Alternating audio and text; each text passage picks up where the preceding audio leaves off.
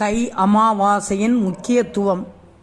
தை மாதம் என்பது உத்தராயண புண்ணிய காலத்தில் துவக்க மாதம்.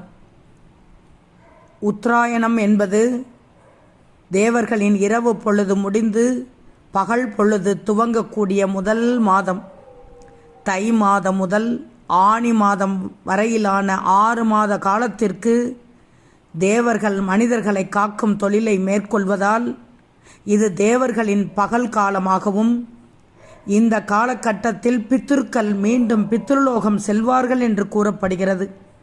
எனவே உத்தராயண புண்ணிய காலத்தில் முதல் மாதமான தை மாதத்தில் முன்னோர்களுக்கான காரியங்களை தவறாமல் செய்ய வேண்டும் என்று தை மாத அமாவாசை அன்று புண்ணிய நதிகளில் நீராடுவதும் தர்ப்பணம் செய்வதும் திதி கொடுப்பதும் காலங்காலமாக இருந்து வரும் வழக்கம்.